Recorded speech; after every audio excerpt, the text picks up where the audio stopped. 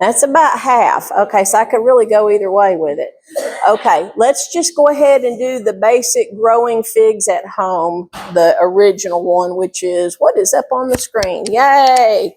Okay, so this is kind of an introduction to growing figs, and hopefully by the end of this, the rest of you are all going to be converted, and you're going to want to have a fig tree because they're an amazing fruit and they're the ideal thing for the home grower. Okay, so I'm going to do this manually, hopefully. Yes, okay. Forbidden fruit. The first crop that was domesticated was actually a fig.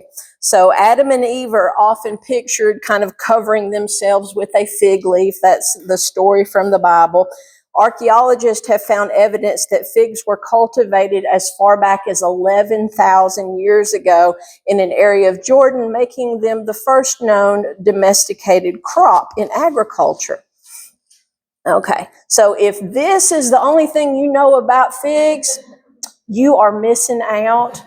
It would be like if somebody had never had a hamburger and all they ever had was a Crystal burger. Now that's good. It's a good one, but it's not even worthy to be compared with a backyard burger. So they are two different things. And so a homegrown fig is nothing like this. So I hope that you're going to be intrigued and I've got your curiosity up. So why should you grow figs? So can everybody over here see? Am I in your way? I hope I'm not. Okay. So why grow figs? First of all, they're easy to grow. They're easy to propagate. They begin producing fruit more quickly than most other kinds of fruit trees, like apples and pears and peaches can take anywhere from 3 or 4 years up to, with pears, it could be 10 years before they start producing a crop. Figs can start producing as early as the first year, but almost always within the first 2 or 3 years, you're starting to get figs off of your tree. So they are a very quick crop to produce for you. Also, the foliage is very decorative. Different varieties have different leaf shapes. I brought some figs with me, and the different ones, if you get a chance to look at these later, maybe during the dinner hour, come by and look at how the leaves on one variety are different than the leaves on another variety. So it's really important to help you identify figs. Like if you have one, you don't know what it is. So the leaf shape on it might be a clue to help you, among other clues. So it's very decorative and it can make a beautiful focal point in your yard on your property. And there's a wide range of flavors and textures and leaf patterns. There's more than 2,000 different fig cultivars in existence. So that's a lot of different figs. Oh, used to having a remote with me. Okay, so this is where they're native. They're native to the Mediterranean area, which is a very different climate than ours. They like heat, they like dry, they don't like our rain in the summer, and they definitely don't like the cold in the winter. So for a fig, the challenge is winter, not summer in our area. Okay, so a fig is not a fruit. You can say, well, they look like fruit to me, but technically they're not. They're an inflorescence, which means that it's flowers on the inside, a collection of flowers on the inside of a bulbous stem. So it's a fig that is a flower that's inside out. So let's kind of look at a diagram of what a fig looks like hanging on the branch. So we have this kind of green looking fig that's hanging down, and you can see on the inside there's an open circle, and then we have something in there that's the female flowers on it, and you have this little eye down here on the bottom called the ostiole. And figs can be many different colors and different flavors, but they all are like that. Some have an open part in the center, some do not, and those are pretty much variety specific. Okay.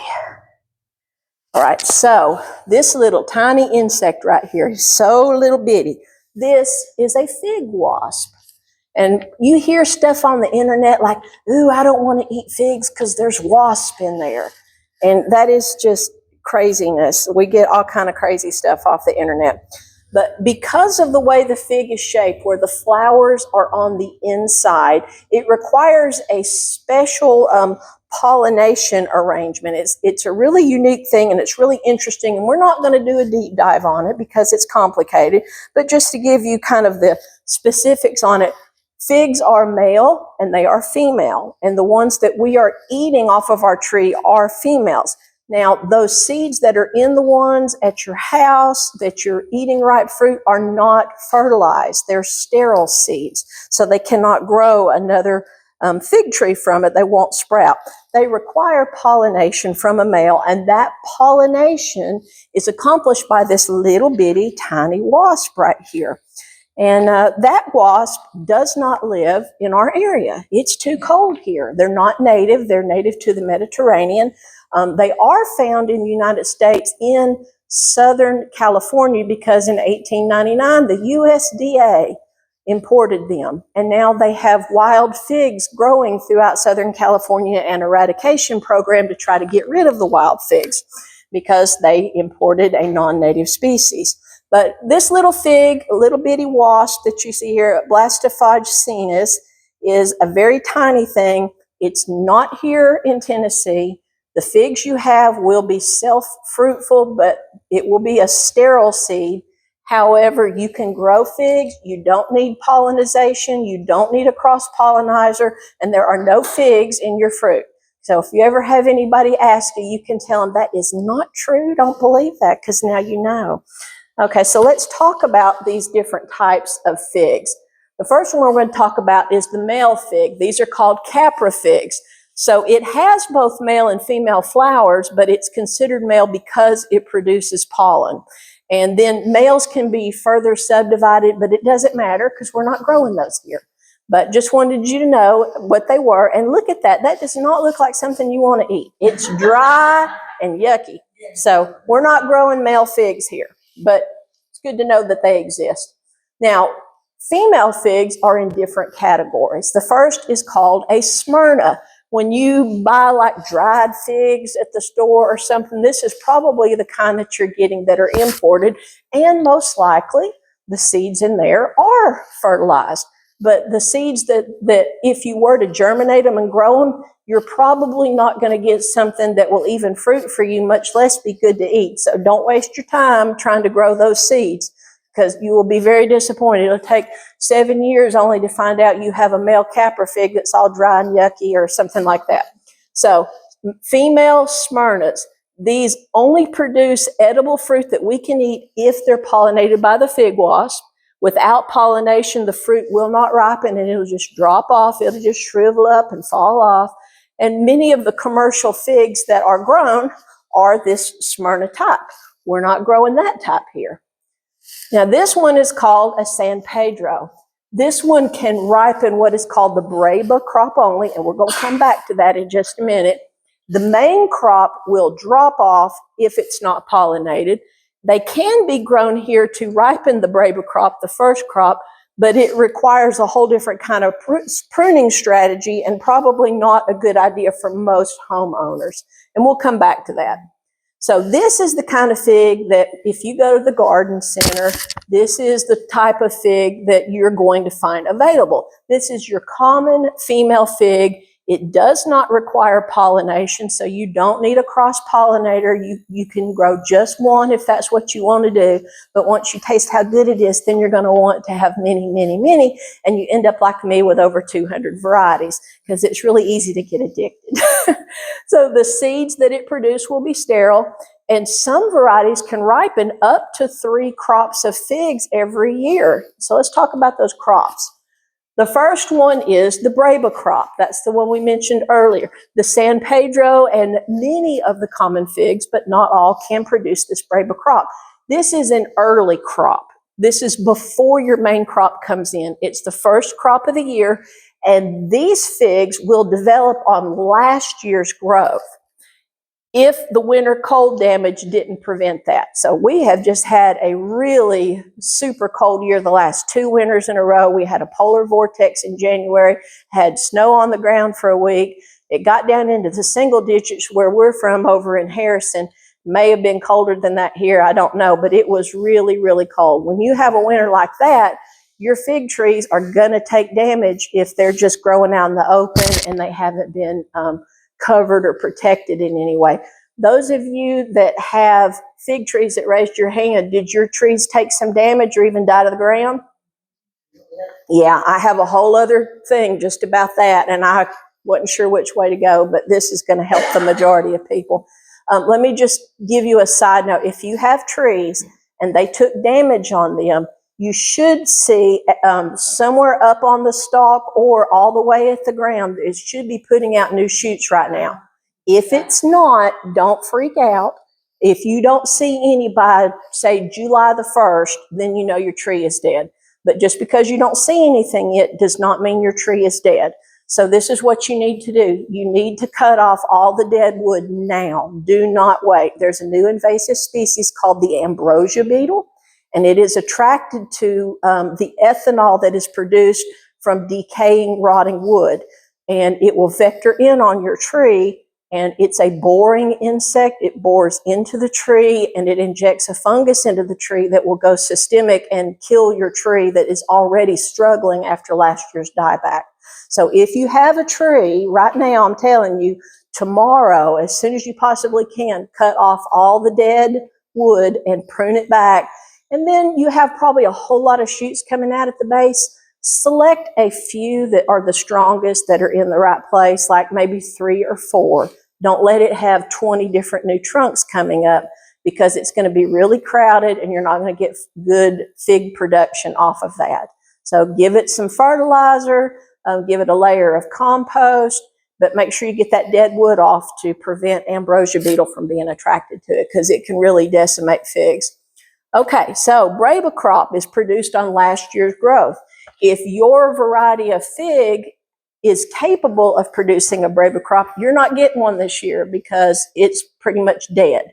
So on years where we have a cold year like that, you're not going to get a Braba crop because of dieback and injury from the cold. So that's why those San Pedros that only produce a Braba crop are not good to grow in the ground. They're better in a pot in our area where you can bring them into a protected space in the winter. So let's go from the Braba and show you some photos. This is in my mushroom grow room, and you can see the little Brabas there. They're all dusty and sleeping, but that's what those little bumps are right there. And so when they start growing, you know it, because the bright green pops out and they start swelling, and it's like, yay. So this is like February pretty much in my grow room at this point. Could be later. And so they continue to grow. They start growing before the leaf buds break out. You can see that little leaf. We got one little leaf just poking out, and the Brabas are actually pretty big. They're about gumball size there. And then they turn into this. And then they're ripening. See the date there? June the 5th is when I was picking the Braba crop on this particular fig. So they're really, really good. So let's talk now about main crop. This is the star of the show. This is what it's all about. This is the main thing. So common figs can produce 1 or 2 main crops. And when I say 1 or 2, it's kind of debatable, because it's kind of like tomatoes. You have indeterminate and you have determinate in tomatoes. Figs kind of fall along the same lines. You have some that will ripen their whole crop in a short window of time and then they're done. Like Celeste is one that a lot of people know. And then there are others that just continue ripening one after the other from the time they start until the cold hits in fall. And if you have one that ripens a whole bunch and then it takes a break, sets some more figs and ripens them, then that's a second crop. So it's 2 different ways to look at it, but it's all the main crop, and that's starting in summer all the way up until the first frost. So let's see, develops on this year's growth. So when you've had figs that are dead to the ground and they're putting out new growth, they're going to be set back. You know, right now is when fig trees are beginning to set figs for their main crop that will ripen soon. But if yours are just now breaking ground and coming up from the soil, they're going to be late to set their crop. There's some varieties that cannot even ripen figs after a total dieback, but most of them can, because they are putting the fruit on this year's growth.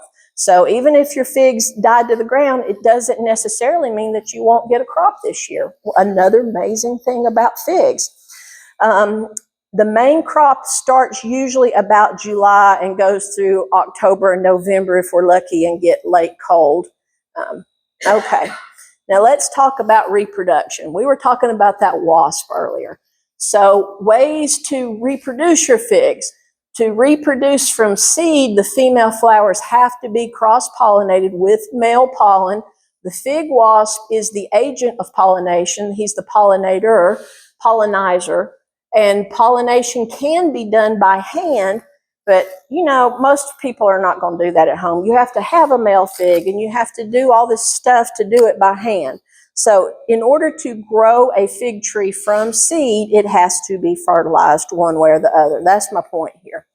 So other ways that are a little more doable to reproduce figs. So common varieties do not require pollination in order to ripen fruit, and the fig wasp is not present in the Southeast, so no locally grown figs ever contain a wasp ever. Nurseries in our area only contain common figs, but occasionally you do see San Pedros available, so it's good to know what they are, so when you see them, you're like, yeah, I don't need that. So another way that you can propagate figs is by cuttings. They're very easy to root cuttings. Figs are very quick to root. When you are doing rooting, I actually have a video. I think we're going to show that in a second. I have a video on how to do this, but there's 1,000 different ways to root cuttings.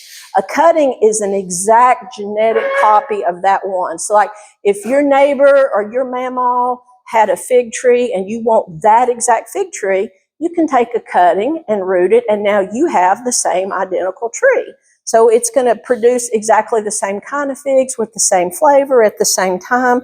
So that's a good way to propagate fig trees. And here is a video on my YouTube channel with one method for rooting cuttings. This one is called the fig pop method. And you kind of root them in a little bag of soil like that. It's very easy to do, and we're taking cuttings in the fall after the tree goes dormant. So this is a good project in the wintertime. If you love to garden in the off season, you need something to do. This is a fun thing to do over the wintertime. So check out our YouTube page to watch that video. Another method of asexual propagation is grafting. If any of you graft, it's a very simple thing, and it's a good skill to learn because it translates over into other areas as well. So grafting is an option. Another is an air layer. So you can put some soil around a branch and it will just root in the container. I used a little container there, but you could also use a bag. They've got little balls that you can do that available on like Amazon. Air layers, now is the time to set air layers. It takes usually about 6 weeks from start to finish until it's ready to go. And when you get all those nice roots, then you cut that branch off, and the original branch will begin to grow again. And the branch that you cut off, you can put it in the dirt, and now you have 2 trees. And it's a very easy and inexpensive way to propagate figs. A similar method is ground layer, where you have a low branch or maybe a sucker that's coming up from the bottom, and you can mound some dirt around it, wait till it's rooted, and then separate it. So that's another way. They're very easy to root, and this is a very easy way to propagate them because a lot of them tend to sucker at the bottom, and you can separate those suckers off when they have their own roots. So let's talk about growing figs. Let's talk about growing them in the ground first. A lot of people want to grow in ground, but we are kind of at the north end of the range where it can be tricky because we do have winters like we've had the last 2 years that are a little unusual, and they don't like that. So it's a little bit of a challenge, but it's nowhere near impossible. It's very doable. There are people that are growing figs in ground as far north as Zone 5. So with a little extra work and protection, you can do it. And there's some pros and cons to doing so. So growing in the ground means that you're going to get a much larger plant because its roots are free, and you get better production because of it. It's going to be a lot less watering because it's going to find the water that it needs in the soil. Lower fertilizer requirements, a lot less maintenance in the summer, and the fruit is less likely to split on you or water down during rainy periods because there's so much more soil. Now, the cons to growing in the ground, it's more subject to that winter dieback that we were talking about, and it does require a good bit of space. So figs, usually you want to give them 12 to 15 feet apart because they can get quite large over time. They're not going to be any more than, say, 25 feet tall, and that's if you never prune it, which I don't recommend. You're going to get better fruit production if you prune your trees. I bring mine back to eye level because if I can't reach the fruit and the birds are getting it, that doesn't do me any good. I want to be able to reach it. And remember, it's going to produce that main crop on this year's growth. So pruning it really hard is going to spur that production of new shoots, new branches, which means new figs. So pruning is good. You want to do that. And sometimes you might even need to rejuvenation prune where you cut it to the soil and start all over again. You're not going to kill your tree by over pruning it. So don't be scared to prune it. If you make a mistake, it'll grow back. It's okay. So just give it a shot and see how much more fruit you get if you do that. So they do require more space. Then you also have to deal with things like the birds and the squirrels and the possums and all the critters. They love the figs as much as you do. But when you have a really big mature tree, there's usually enough for everybody. Yes, ma'am. You can prune pretty much any time for shape. The ideal time to prune is after they've gone dormant. So for us, that's like November is a good time. So I would shoot for sometime November. I like to do it around Thanksgiving just because I usually have extra time available. So that's kind of my target personally when I do it. You have to watch out for damage on the trunk down close to the ground from things like rabbits, groundhogs, voles, and even deer when they're rubbing the velvet off their antlers. Sometimes they like those young trees. You can take like some hardware cloth or something and just kind of circle the base just to keep some of those small rodents off of your tree. They can really just totally girdle a tree, especially in the winter when there's not a lot of food. I found right about February, those little rabbits are hungry and they will eat the bark on the fruit tree for minerals and food and stuff. So, and they may require some winter protection. There are some varieties that are more cold tolerant than others, but winter protection, especially considering a winter we just had, is really crucial. So, growing in the ground, here's what you need to know. Figs need a minimum of 8 hours of direct sun. So you have to kind of think about if you're going to grow one in the ground, where you should put it. If possible, choose a protected location that's south-facing, like near a brick wall or a large boulder or something like that, a wall.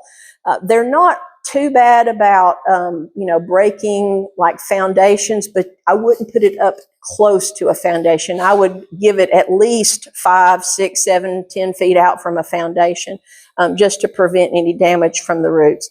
Also, an important strategy is to choose cold tolerant varieties. Some are more cold tolerant than others. So when you're doing your research, look for ones that are said to be more cold tolerant. And definitely choose varieties that are in the early category, which means they produce their figs earlier in the season. There's some that don't ripen their figs until like October, and that would be late. So early would be ones that are ripening as early as July and into August. So that's an important strategy, because if you have a year where they're dead to the ground and it's going to come back and grow, you've got a much better chance of eating fruit this year if it is an early variety to start with, because they're going to be late to get started. Okay, don't plant the San Pedros in the ground, the ones that only ripen the Breba crop on last year's wood. They're not a good choice for in-ground. Keep those in pots. And give your trees plenty of space. 10 to 15 feet is a good ideal.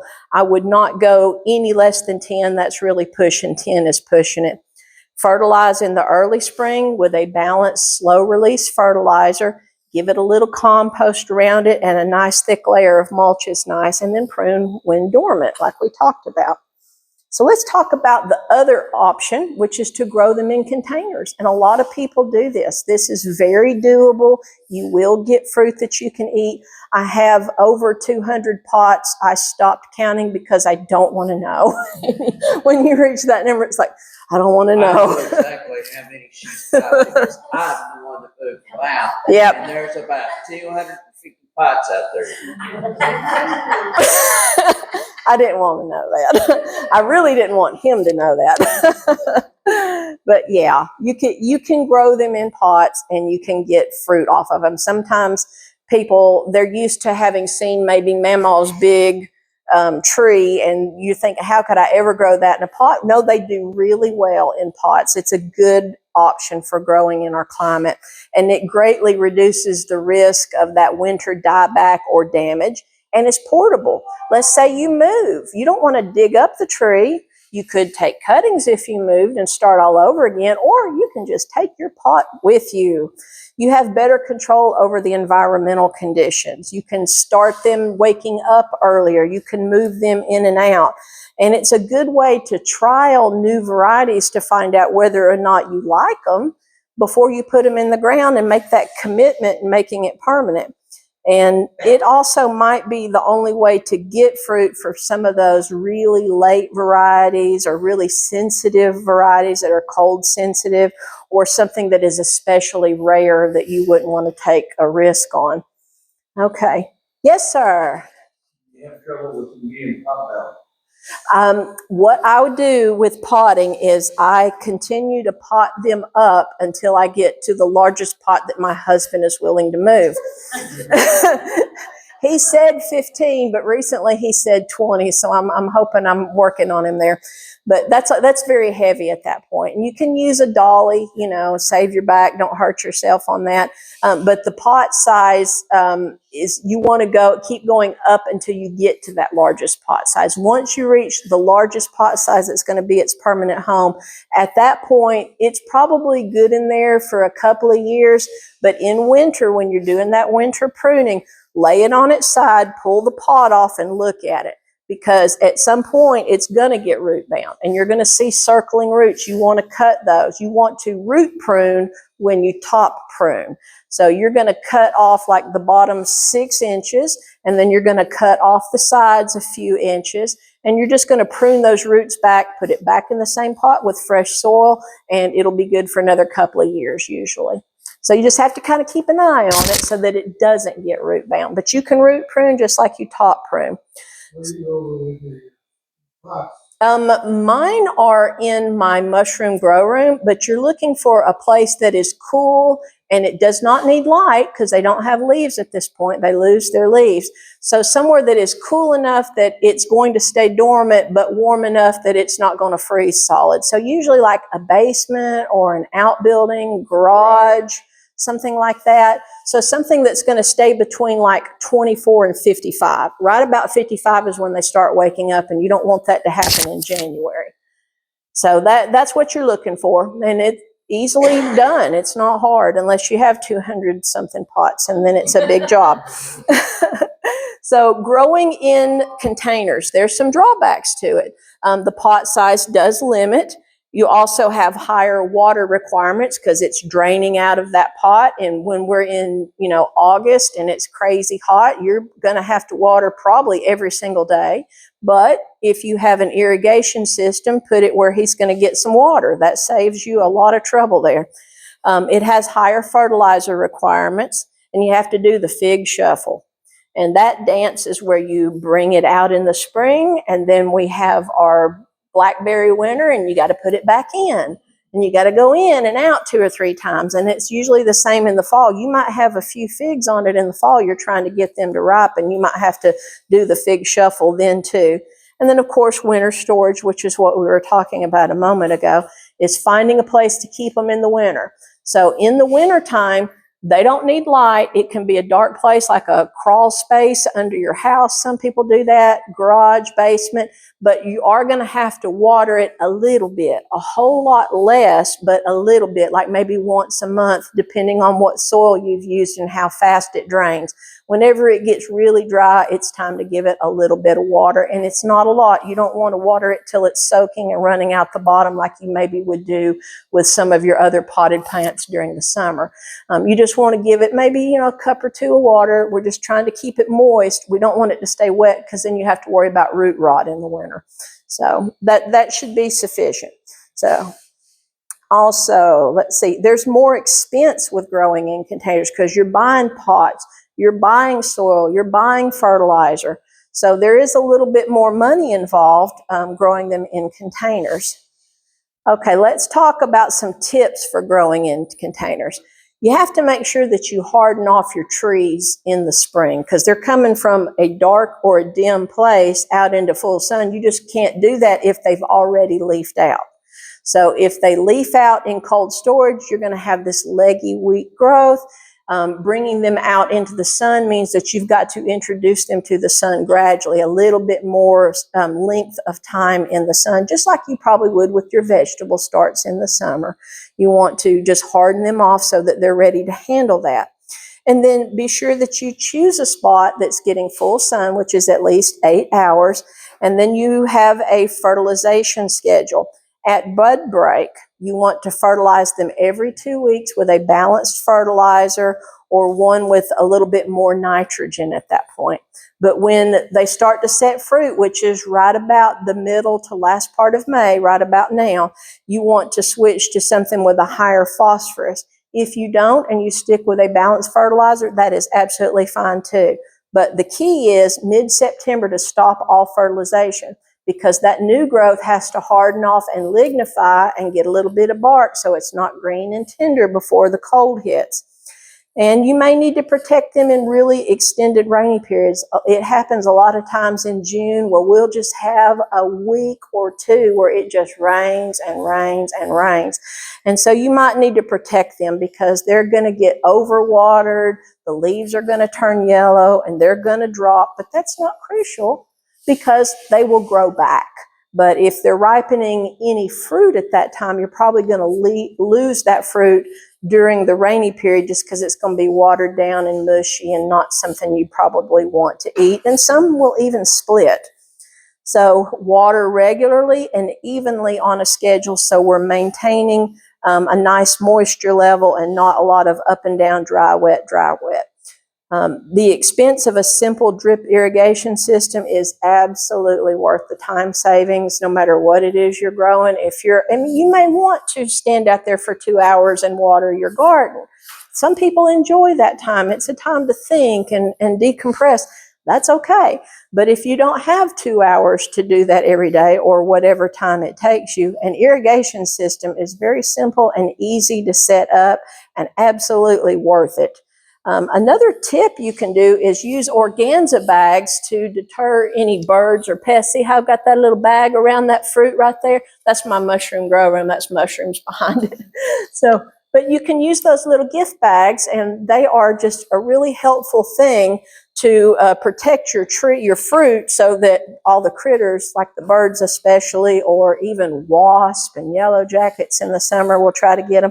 I'll slip that little bag on there when I see that fruit starting to swell and I know it's ripening. And then I have fruit I get to actually eat and it doesn't disappear on me. So now we're going to look at a few different varieties so you can get an idea of a few things that are available. Again, I have about 250 different varieties in the ground and in pots. So we can't go through all of those. But if you want later on, I have a book up here that's got a lot of pictures of some of my figs and some descriptions. So you're welcome to come and look through that later on if you'd like to. The first one is one I mentioned earlier, Celeste. This is an heirloom fig that just shines in the southeast. It has been around for more than 100 years in our region, and this is one a lot of people have heard about. If your mamaw had a fig tree, it was probably either a brown turkey or a Celeste. This is also called Tennessee mountain fig in our area. So if you've heard of Tennessee mountain fig, it's the same thing as Celeste. This is believed that it originally came from the island of Malta, but nobody really knows. That's just the thought on that. It's a common fig. It produces one crop. The flavor is light berry. It's very sweet. It makes a smaller size fig, but it crops all of its figs in a smaller window. So if you like to can and make jam, this is a really good choice because you're going to get a lot of figs in a shorter amount of time. It's a heritage fig in the South. This is such a good fig for the South because it's very cold tolerant. It does not split in those rainy periods and doesn't even water down very much. So this is a really good one, and it's just delicious. Because of all of those characteristics, this is the fig that LSU used as its foundational mother fig in its famed breeding program in the 60s. So there's a lot of releases from Louisiana State Agriculture that are LSU this, LSU that, and I'm going to show you some of them here in a moment. But this is the mother fig because it does so good in the South. The goal of their breeding program was to breed figs that would do well in high humidity and would be ideal for the home gardener. They were not breeding for commercial production, but for home enjoyment and feeding your family. And here's the first one, LSU Gold. This one is delicious. It's a big yellow honey fig. It kind of tastes like pears and honey. It does produce 2 crops, and this one is best ripened in dry weather. When we do have that wet weather, it does tend to water down, and it has a closed eye. It does well in our climate, but in the rainy periods, the figs are not all that good. But when it's dry, it's delicious. They're big. And like I said, they taste like pears and honey, and I love pears, so that one's a favorite of mine. And here's another one from LSU, LSU Purple, also a common fig. It has 2 crops. And this one, when it hits about year 5 and it goes into its mature stage at about year 5, there's something about the flavor profile shifts, and it goes just from being sweet to actually tasting like maple sugar candy. It's got a maple flavor to it when it's mature. I really like that. That's one I've got in the ground as well. So it's a closed eye, humidity tolerant, very prolific. It tends to sucker a lot at the base, so this is one you've got to stay after at the base. It's also known to be nematode resistant, so if you have issues with nematodes, this is a good choice right here, and a good, delicious fig. And LSU O'Rourke. This is also a common fig, and this one's a sugar fig. It's really sweet, not very complex in the flavor, but again, closed eye, it ripens early. That's kind of one of the key things that makes this a winner is how early it ripens. It can start as early as late August, and it's a heavy producer. It is precocious, meaning that it starts to set fruit very early, maybe even as much as the first year, and it's just really reliable. I do have a few of those. I have all 3 of those. I think I've got some trees over here on those if you're interested. Now here's one that maybe it's not my favorite eating fig, but it's an interesting fig in agriculture history in the Southeast. This is Hunt. It's a common fig, and it's very, very sweet, and it's a heritage fig that was actually bred in Georgia by Mr. E.W. Hunt of Eatonville, and he was very influential in Georgia agriculture, became the state agriculture director, and later was named the head of what became the USDA. So this is the only fig I know of that was bred in Georgia, and so it's important in Georgia's agriculture history, and it does really good in our area as well. Now here's a really great fig. Like if you're wanting to plant something in the ground and you're not sure which one, this is like the one that would be my go-to to recommend to people. Hardy Chicago. This is a delicious fig. It has 1 crop, but the flavor is berry. It's a really good mixed berry kind of flavor, very sweet, a little bit smaller fruit, black skin. It was found growing in Chicago unprotected, brought by some immigrant from the homeland because that was probably their family's favorite fig. They brought it with them because it was really good, and they were right. It is. It's very, very cold tolerant. It's the only fig that I left unprotected this year when we were at single digits for 3 nights in a row, and it survived that, which is unbelievable. So this is one to plant in the ground. It's a very reliable producer. They're early. They usually start ripening in August, and it's a really good choice. Here's Flanders. This one should not be planted in ground. I've decided this one is just not cold tolerant enough, but he's just so delicious. He makes 3 different crops, and it's a tropical fruit kind of flavor. It's just fantastic, and they're really large figs. It grows slowly, but that last crop, sometimes we get it, sometimes we don't. It's usually ripening the end of October, the 1st of November. So if we get lucky and have a late fall, this one, you can get that 3rd crop, but that tropical flavor is fantastic. So good. This is one I'm really excited about. And this one is a newer fig for us. We've only had it a few years. Green Michurinska. This one was from Bulgaria. It is a heirloom fig from Bulgaria and was brought over in 2015, was released by one of the figsters in the community. And it's very early, it's very cold tolerant, and is very promising. It's still very rare in this country, but this is one that did really well through our winter in ground. And I had just planted it last spring, and it had very little cold damage to it. So I'm excited about that, because these green figs with the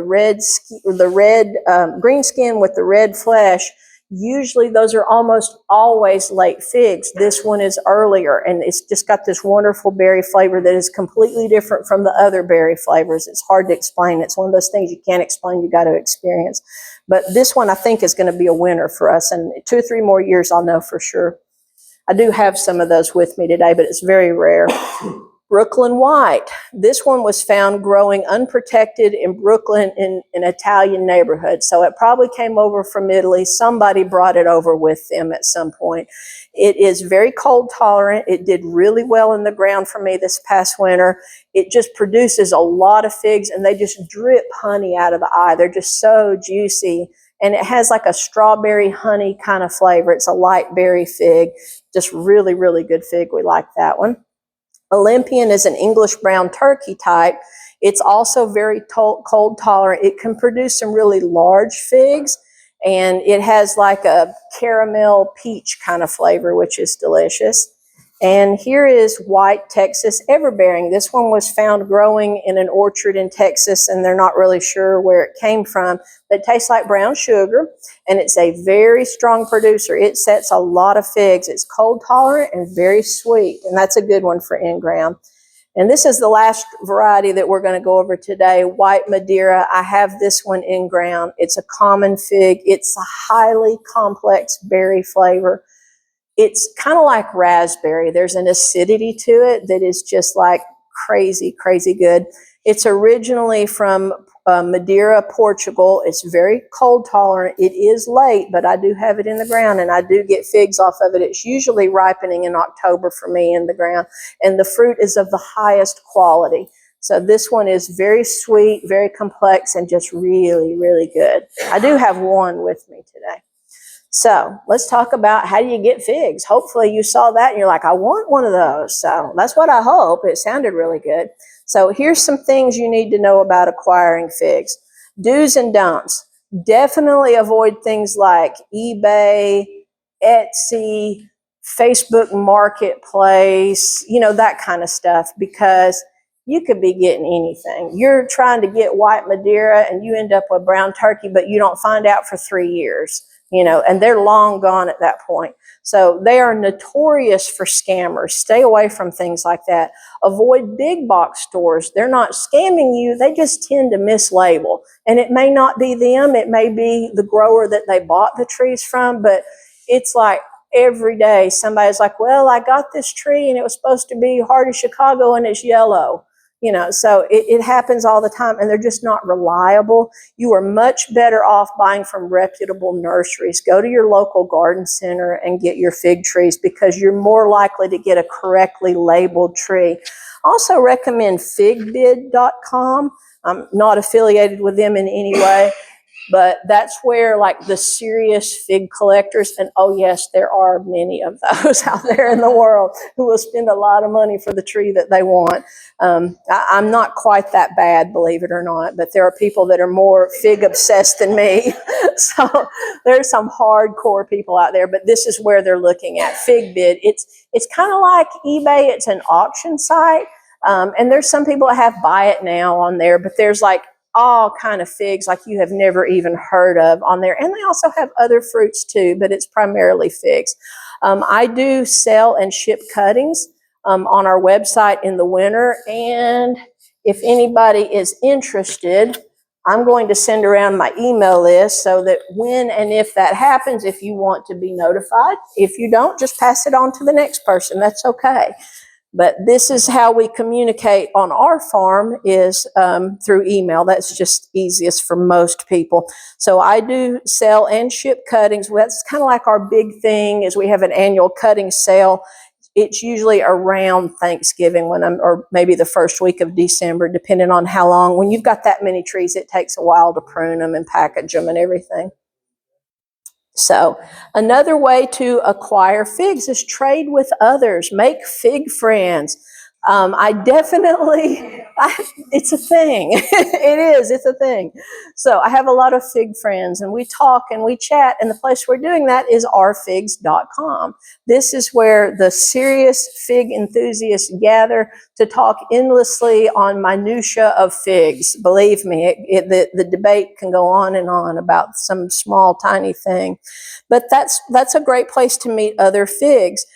If you know someone in your area, like there's a few people that's raised their hand, I have a fig tree, so get to know each other because you can trade cuttings, and instead of having one tree, pretty soon you've got 4, 5, 10 different ones. And then the biggest thing for the Southeast is an event that I host in the fall called the Fig Frolic. You are all invited to that. So I'm going to send you around some postcards as a little reminder, and you can put this on your fridge and make a plan on your calendar to join us at Ooltewah Nursery, Saturday, September the 14th. It's going to be an all-day event, and it is all things figs. We're going to have speakers, we're going to have trading and workshops and demonstrations and tours and just a plethora of fig events. So I invite you all to come. It's free. There's no charge to attend. And if you join my fig email list, wherever that is going around, you're going to get an email about that. So that's another way to find out about it, is get on that email list. But I think that the website is also, my website, Two Angels Mushrooms, is on the top of that card. Okay, so that is all that I have for you. I know that you are hungry. I won't keep you any longer, but thank you so much for listening, and I hope you're encouraged now. Thanks.